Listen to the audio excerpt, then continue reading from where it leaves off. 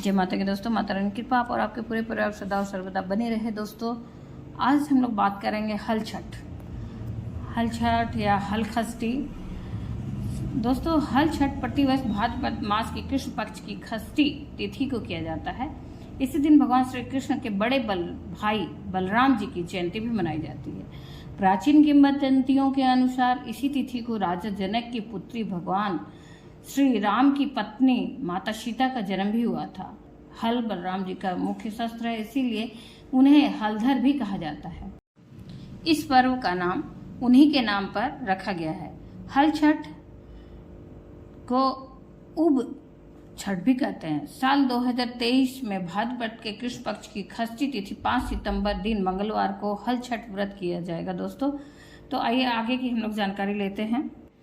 दोस्तों हिंदू पंचांग के अनुसार 2023 में हल खष्टी व्रत 5 सितंबर 2023 दिन मंगलवार को हल छठ का व्रत किया जाएगा। इस दिन सुहागिन महिलाएं पति की दीर्घायु और कुंवारी कन्या सुयोग्य वर की कामना के उद्देश्य से पूरा दिन खड़े रहकर व्रत करती हैं।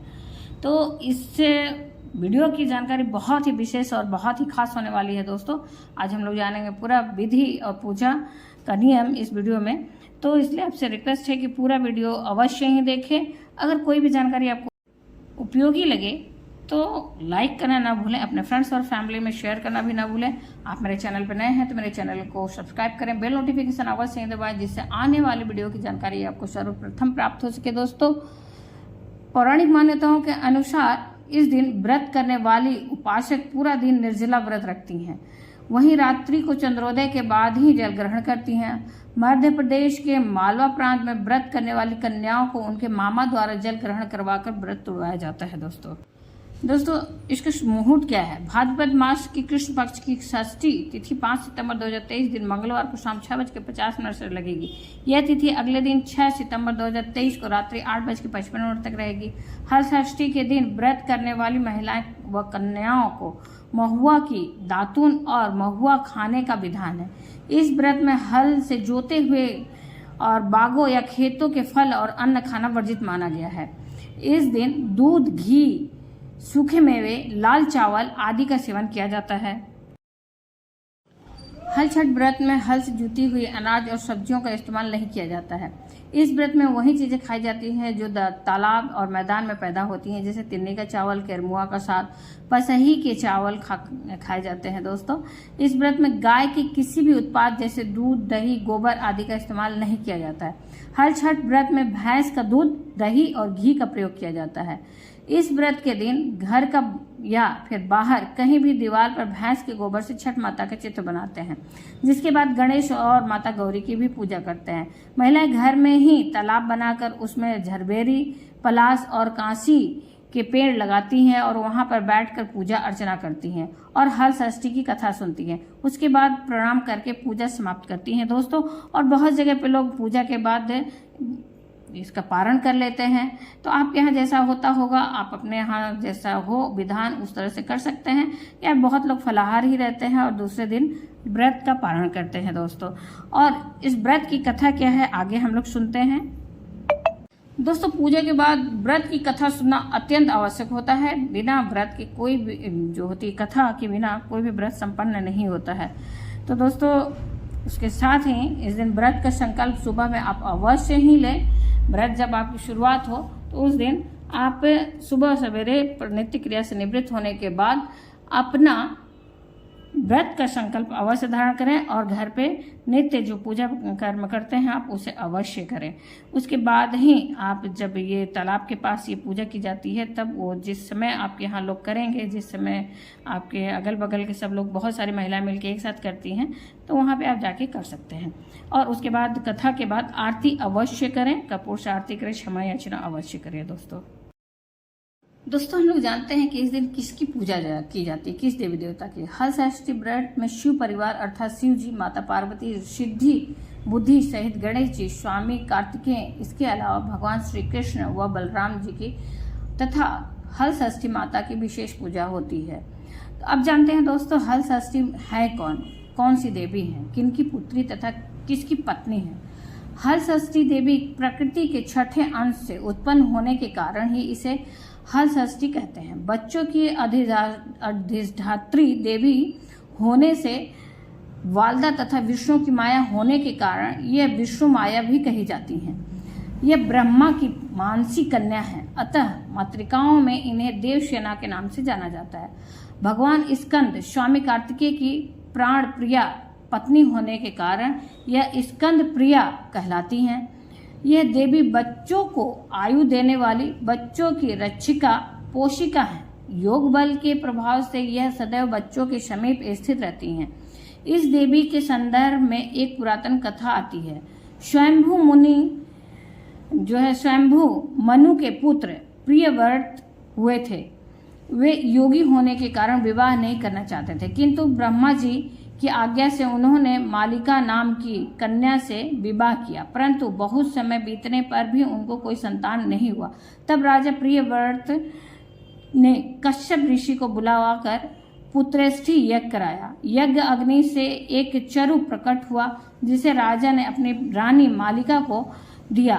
उस चरु के खीर भक्षण कर रानी गर्भवती हुई, किंतु 12 वर्ष बीत जाने पर भी उनको कोई संतान नहीं हुआ। 12 वर्ष उपरांत रानी ने एक दिव्य स्वर्ण कांति युक्त पुत्र को जन्म दिया, परंतु सर्वांग सुंदर होने पर भी वह बालक जीवित न था।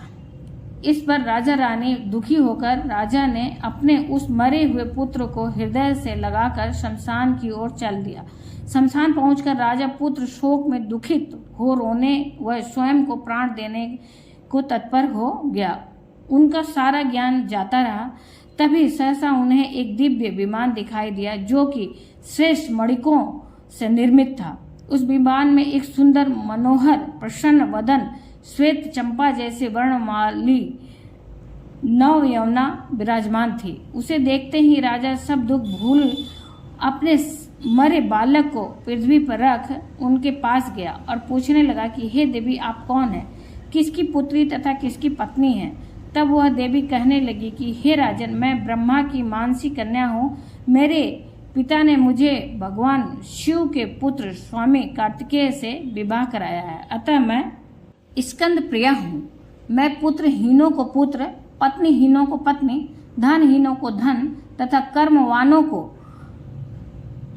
उनके कर्मानुसार फल देती हूँ। हे राजन, तुम ज्ञानी श्रेष्ठ कर्मवान हो, अतः तुम्हें मेरा दर्शन हो पाया है।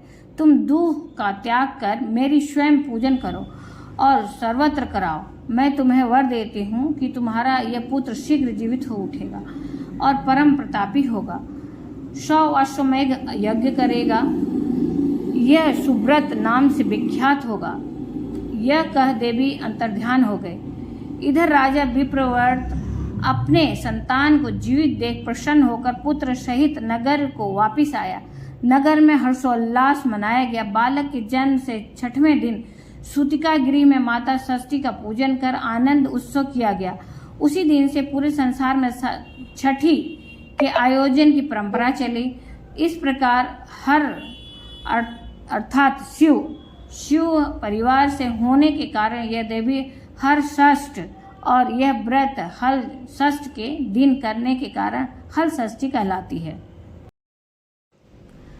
हल षष्ठी व्रत की कथा क्या है दोस्तों, जानते हैं। संतान की दीर्घायु के कामना से रखा जाने वाली व्रत, जिसे कि अलग अलग प्रदेशों में करम षष्ठ, हर षष्ठ, लीलई षष्ठ, चंदन षष्ठ, हल षष्ठी व्रत आदि के नामों से जाना जाता है। इसे ललई छठ भी कहते हैं कई जगह। इसका पौराणिक और प्रचलित कथाएं जो हैं निम्न प्रकार से हैं, जानते हैं हम लोग, सुनते हैं दोस्तों।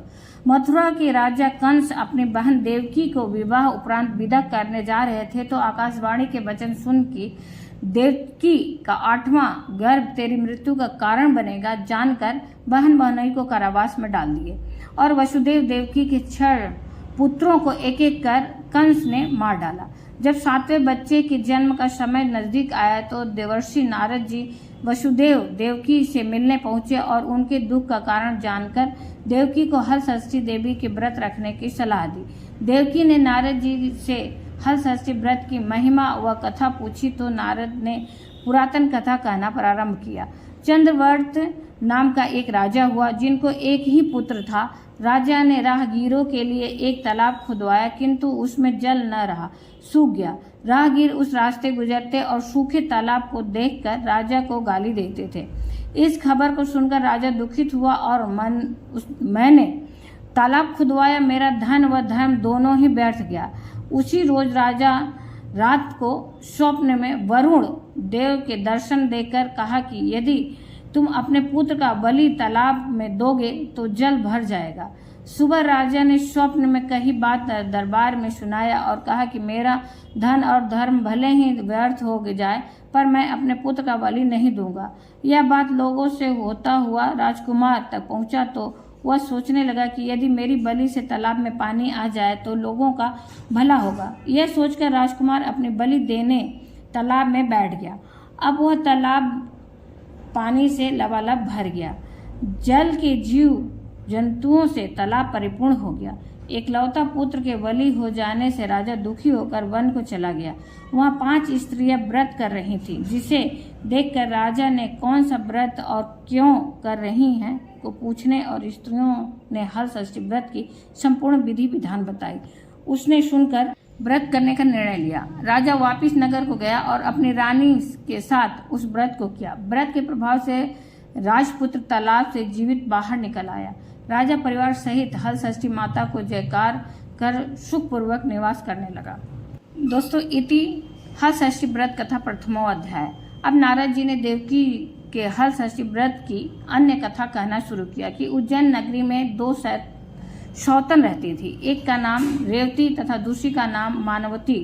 रेवती को कोई संतान न था, जबकि मानवती को 2 पुत्र थे। रेवती और अपने सौत के बच्चों को देखकर हमेशा सौतिया डाह से जलती रहती थी और उनके पुत्रों को मारने का जतन ढूंढती रहती थी। एक दिन उन्होंने मानवती को बुलाकर कहा कि बहन, आज तुम्हारे मायके के कुछ राहगीर मुझसे मिले थे। उन्होंने बताया कि तुम्हारे पिताजी बहुत बीमार हैं और वह तुम्हें देखना चाहते हैं। पिता की बीमारी को सुनकर मानवती दुखी हुई। रेवती कहने लगी कि बहन, तुम शीघ्र अपने पिता से मिलने चली जा, तुम्हारे आने तक मैं बच्चों का ध्यान रखूंगी। सौतन की बात को सच मानकर अपने बच्चों को रेवती के हाथों में सुरक्षित देकर मानवती पिता के घर चले गए पिताजी से मिलने। अब रेवती बच्चों को मारने का अच्छा मौका जानकर उन दोनों बच्चों को मारकर जंगल में फेंक आई। इधर मानवती जब मायके पहुंची तो पिता को स्वस्थ देखकर पिता से अपनी सौत की कही बातों को कह कुशल क्षेम पूछती है। अब मानवती के माता पिता ने अनहोनी के संदेश से पुत्री को जाने को कहती है, किंतु मानवती के माता ने कहा कि पुत्री, आज हल षष्ठी माता का व्रत का दिन है, अतः तुम भी पुत्रों की दीर्घायु की कामना से यह व्रत कर आज के जगह कल चली जाना। माता की सलाह मान मानवती पुत्रों की स्वास्थ्य कामना से हल षष्ठी माता का व्रत धारण कर दूसरे दिन अपने घर जाने को निकली। रास्ते में वही जंगल पड़ा और वहां अपने बच्चों को खेलते देख उनसे पूछती है कि तुम लोग यहाँ कैसे पहुँचे। तब पुत्रों ने बताया कि आपके चले जाने पर हमारी दूसरी माता रेवती ने मारकर यहाँ फेंक दी थी कि तभी एक दूसरी स्त्री ने हमें फिर से जिंदा कर गई। अब मानवती को समझते देर न लगी कि यह सब माता हल षष्ठी की कृपा से संभव है और माता की जयकार करती हुई घर को गई। नगर में मानवती के पुत्रों को पुनः जीवित देख और माता हल षष्ठी की महिमा जान सभी स्त्रियां हल षष्ठी व्रत करने लगी। दोस्तों, इति हल षष्ठी व्रत का द्वितीय अध्याय संपन्न हुआ। दोस्तों, नारद जी ने देवकी से हल षष्ठी व्रत की और कथा कहना प्रारंभ किया कि दक्षिण में एक सुंदर नगर है। वहाँ एक बनिया अपने भार्या के साथ रहता था। दोनों पति पत्नी स्वास्थ्य से और स्वभाव से बहुत अच्छे व संस्कारी थे। बनिया की पत्नी गर्भवती होती संतान को जन्म देती थी, किंतु भाग्यवश उनके संतान कुछ समयोपरांत मर जाते थे। इस प्रकार एक एक करके बनिया की पत्नी के 6 संतान मृत्यु को प्राप्त हो गए। इस कारण दोनों पति पत्नी बहुत दुखी होकर मरने की उद्देश्य को लेकर घर से वन की ओर चले गए। वहां जंगल में एक साधु से उनकी भेंट हुई। तो उन्होंने साधु से अपनी व्यथा कह सुनाई। साधु ने ध्यान लगाकर देखा कि बनिया के संतान कहाँ हैं। साधु ध्यान में यम, कुबेर, वरुण, इंद्रादि लोक में ढूंढा, किंतु जब वहां बनिया के बच्चे नहीं दिखाई दिए तो साधु ब्रह्म लोक को गए। वहां साधु ने बनिया के सारे संतान को देखकर उन्हें अपने माता पिता के पास लौटने का आग्रह किया। बच्चों ने वापस लौटने से मना करते हुए कहा कि मुनिवर, इससे पूर्व हम कई बार जन्म ले चुके हैं। हम किस किस माता पिता को याद रख उनके पास जाएं। हम जन्म, मृत्यु और गर्भ के चक्कर से अब मुक्त हैं, अतः अब नहीं जाना चाहते। तब साधु ने बनिया को दीर्घजीवी संतान प्राप्ति का उनसे उपाय पूछा। उन आत्माओं ने कहा कि यदि बनिया और उनकी पत्नी माता हलषष्ठी का व्रत रखकर पूजन कथा श्रवण कर अपने पुत्र को व्रतोपरांत जल से भीगा कपड़ा से पोछें लगाए तो उनका वह बालक दीर्घ जीवी होगा। उन आत्माओं से इस प्रकार सुन साधु ध्यान से वापस आकर बनिया से हलषष्ठी व्रत कथा नियम आदि को बताया। साधु से इस विधि विधान को सुन दोनों पति पत्नी घर गए। समय उपरांत जब हलषष्ठी व्रत का दिन आया तो उन्होंने व्रत रखा व संतान प्राप्ति का वर मांगा। माता हलषष्ठी की कृपा से अब बनिया की पत्नी गर्भवती हुई और एक सुंदर संतान को जन्म देती है। अगले व्रत पर उन्होंने साधु के बताए अनुसार अपने पुत्र को पोता मारती है, कपड़े से पोंछती है और माता की कृपा से अब उनके संतान दीर्घायु को प्राप्त किए। बनिया का परिवार प्रसन्नता पूर्वक जीवन यापन करने लगा। इति हलषष्ठी व्रत कथा तृतीय अध्याय। दोस्तों, तीसरा अध्याय भी समाप्त हुआ। दोस्तों, अब आगे की कथा हम लोग जानते हैं। एक बार राजा युधिष्ठिर ने भगवान श्री कृष्ण के अत्यंत शोक संताप भाव से कहा, हे देवकी नंदन सुभद्रा अपने पुत्र अभिमन्यु के मरणोपरांत शोक संतप्त हैं। वह अभिमन्यु की भार्या उत्तरा के गर्भ की संतान भी ब्रह्मास्त्र के तेज से दग्ध हो रही है, क्योंकि दुष्ट अश्वत्थामा ने गर्भ को निस्तेज कर दिया। द्रौपदी भी अपने 5 पुत्रों के मारे जाने से अति दुखी है, अतः इस महादुख से उत्थान हेतु कोई उपाय बताएं। तब श्री कृष्ण जी ने कहा, राजन, यदि उत्तरा मेरे बताए इस अपूर्व व्रत को करे तो गर्भ का निस्तेज शिशु पुनर्जीवित हो जाएगा। यह व्रत जो भाद्रपद की कृष्ण पक्ष षष्ठी पर भगवान शिव, पार्वती, गणेश व स्वामी कार्तिकेय की विधि विधान द्वारा पूजन पुत्र पौत्र की अल्पायु व शोक के महादुख से मुक्ति प्रदान करता है। इस व्रत के संदर्भ में श्री कृष्ण ने राजा युधिष्ठिर को कथा बताते हैं और कहते हैं कि पूर्व काल में सुभद्र नाम का राजा था, जिनकी रानी का नाम सुवर्णा था। राजा रानी को एक हस्ती नामक पुत्र था। एक बार राजपुत्र हस्ती धाय माँ के साथ गंगा जी स्नान करने गया। बाल स्वभाव बस हस्ती जल में खेलने लगा। तभी एक ग्राह ने उसे खींचते हुए जल के अंदर ले गया। इसकी सूचना धाय माँ ने जाकर रानी सुवर्णा से कह सुनाया। इस पर रानी ने क्रोधवश धाय के पुत्र को धक्कते हुए आग में डाल दी। पुत्र शोक से व्याकुल धाय माँ निर्जन वन को चली गई और वन में एक सुनसान मंदिर के पास रहने लगी। वन में सूखा तृण, धान्य, महुआ आदि जो मिलता खाती और मंदिर में विराजित शिव, पार्वती, गणेश जी की पूजन कर दिन व्यतीत करने लगी। इधर नगर में एक अद्भुत घटना घटित होती है कि धाय माँ का पुत्र आग की भट्ठी से जीवित निकल आया और खेलने लगा।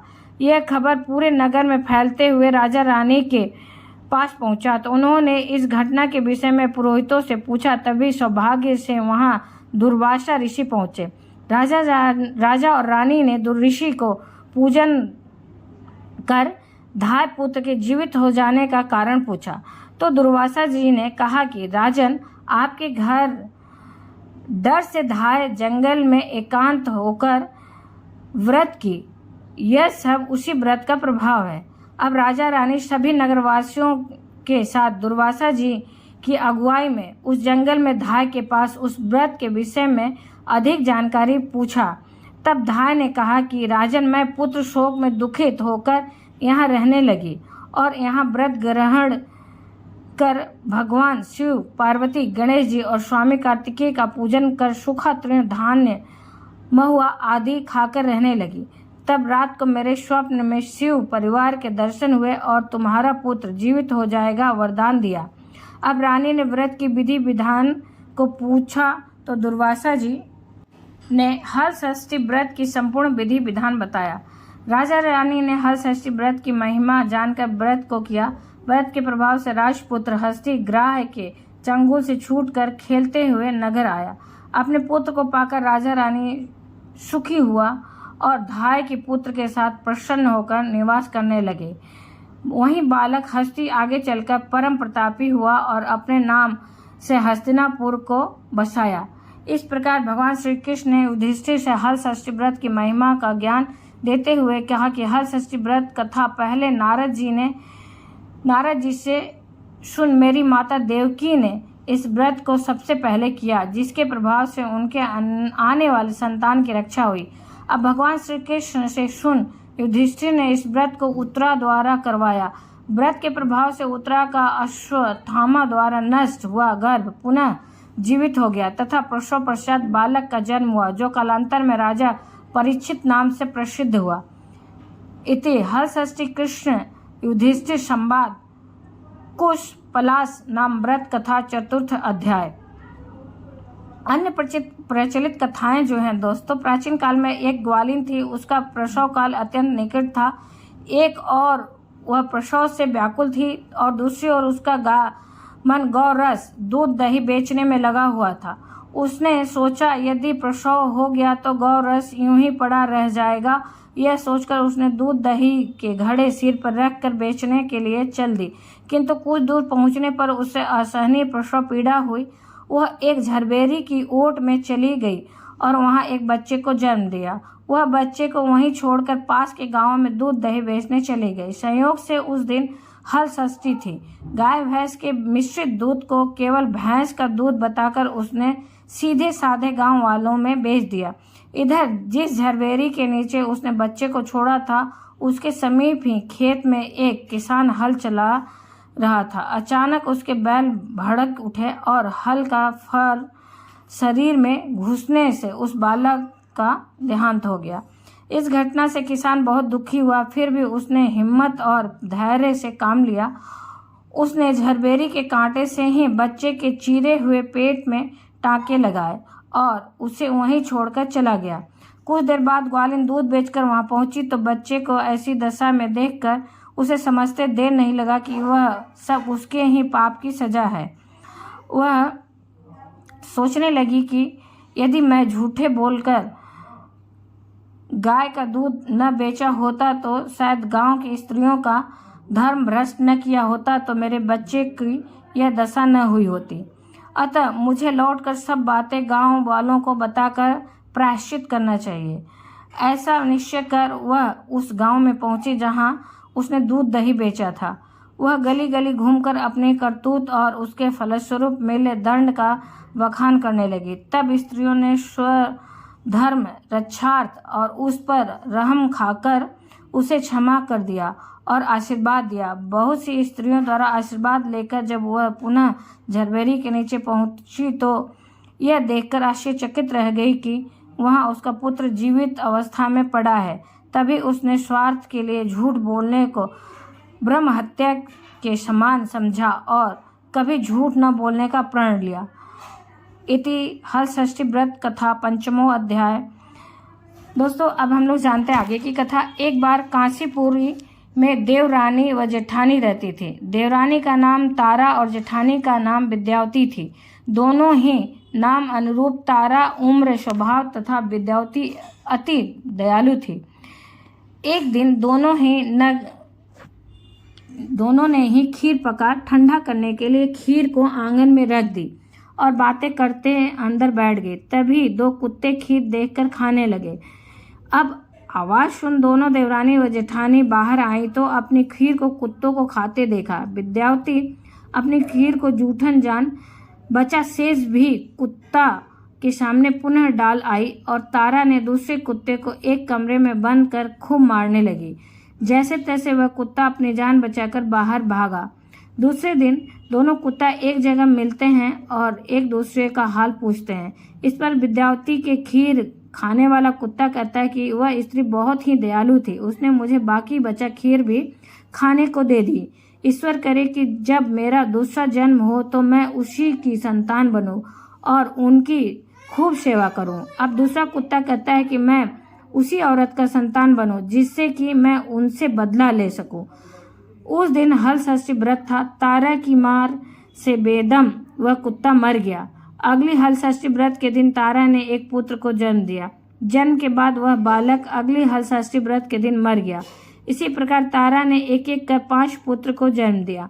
उनका पुत्र 1 साल बाद हल षष्ठी व्रत के दिन मर जाता था, जिससे तारा दुखित होकर हल षष्ठी माता से प्रार्थना करने लगी। उसी रात सपने में तारा ने वही कुत्ता देखा जो उसकी मार से मरा था। कुत्ता ने सपने में तारा से कहा कि मैं तुमसे बदला लेने के उद्देश्य से तुम्हारा पुत्र बनकर आता हूँ और मर कर पुनः आता हूँ। तब तारा ने अपने अपराधों के लिए क्षमा मांगा तो उस कुत्ता ने कहा कि तुम हल षष्ठी व्रत करो जिससे तुम्हें दीर्घजीवी पुत्र की प्राप्ति होगी। सपने में कही विधि अनुसार तारा ने अगली बार हल षष्ठी व्रत को किया और माता से आशीर्वाद मांगा। हल षष्ठी माता की कृपा से तारा ने दीर्घजीवी संतान को जन्म दी और प्रसन्न पूर्वक जीवन यापन करने लगी। इधर विद्यावती ने भी हल षष्ठी व्रत कर माता की कृपा से एक सुंदर सुशील पुत्र को जन्म दी और सुख पूर्वक निवास करने लगी। इति हल षष्ठी व्रत कथा 6वां अध्याय। दोस्तों, इस प्रकार से हल षष्ठी व्रत की 6 कथाएं मैंने आपको बताई और पूजा का विधि विधान और सामग्री बताई। उम्मीद करते हैं इस वीडियो की जानकारी आपको उपयोगी लगी होगी। उपयोगी लगी तो लाइक करना न भूलें, अपने फ्रेंड्स और फैमिली में शेयर करना भी न भूलें। आप मेरे चैनल पर नए हैं तो मेरे चैनल को सब्सक्राइब करें, बेल नोटिफिकेशन अवश्य दबाएं। दोस्तों, आने वाली वीडियो की जानकारी आपको समय से प्राप्त हो, इसलिए बेल नोटिफिकेशन दबाना भी जरूरी है।